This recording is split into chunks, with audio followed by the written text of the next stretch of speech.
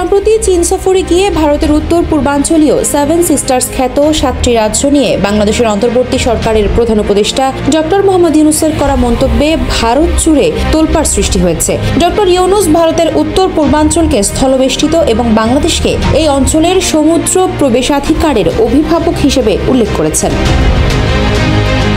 এবার ডক্টর মোহাম্মদ ইউনূসের ওই বক্তব্যের তীব্র প্রতিবাদ জানিয়েছেন ভারতীয় পররাষ্ট্রমন্ত্রী এস জয়শঙ্কর। একই সঙ্গে বঙ্গোপসাগরের দীর্ঘতম উপকূল রেখা ভারতের রয়েছে বলেও দাবি করেছেন তিনি। বৃহস্পতিবার এক প্রতিবেদনে এই তথ্য জানিয়েছে ভারতীয় সংবাদ মাধ্যম এনডিটিভি। সংবাদ মাধ্যমটি বলছে, বাংলাদেশের প্রধান উপদেষ্টা ডক্টর মোহাম্মদ ইউনূসের ভারতের উত্তর পূর্বাঞ্চলকে স্থলবেষ্টিত বলে বর্ণনা করায় এবং বাংলাদেশকে এই অঞ্চলের সমুদ্র প্রবেশাধিকারের অভিভাবক হিসেবে উল্লেখ করার কয়েকদিন পর বৃহস্পতিবার পররাষ্ট্রমন্ত্রী এস জয়শঙ্কর এর তীব্র প্রতিবাদ জানিয়েছেন। জয়শঙ্কর বিমস্টেকে ভারতের কৌশলগত ভূমিকা তুলে ধরেছেন এবং ভারতের 6500 কিলোমিটার উপকূল রেখা এবং 5টি বিমস্টেক সদস্যদের সঙ্গে ভারতের ভৌগোলিক সংযোগের উপর আলোকপাত করেছেন।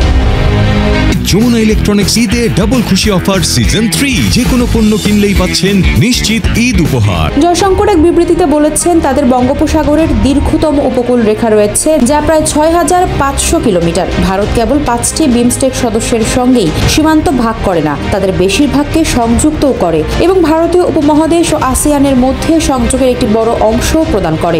জয়শঙ্কর দাবি করেন, তাদের উত্তর পূর্ব অঞ্চল বিমস্টেকের জন্য একটি সংযোগ কেন্দ্র হিসেবে আবির্ভূত হচ্ছে, যেখানে সড়ক, রেলপথ, পানিপথ, গ্রিড এবং পাইপলাইনের অসংখ্য নেটওয়ার্ক রয়েছে।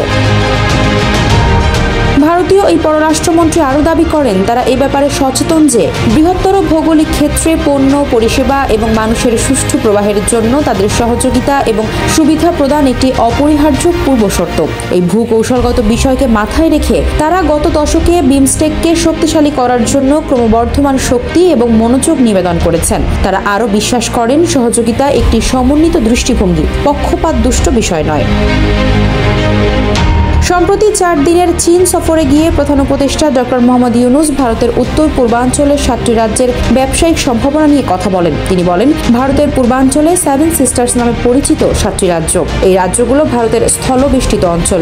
সমুদ্রে পৌঁছানোর জন্য তাদের যোগাযোগের কোনো উপায় নেই। এই অঞ্চলের জন্য সমুদ্রের একমাত্র অভিভাবক বাংলাদেশ। তিনি বলেন, এটি বিশাল এক সম্ভাবনা উন্মোচন করে। এটি চীনা অর্থনীতির একটি সম্প্রসারণও হতে পারে। মূলত ডক্টর মোহাম্মদ ইউনূসের এই মন্তব্য নিয়ে ভারতের রাজনীতিবিদ, সাবেক আমলা ও নীতি নির্ধারকদের মধ্যে ব্যাপক তোলপাড় শুরু হয়।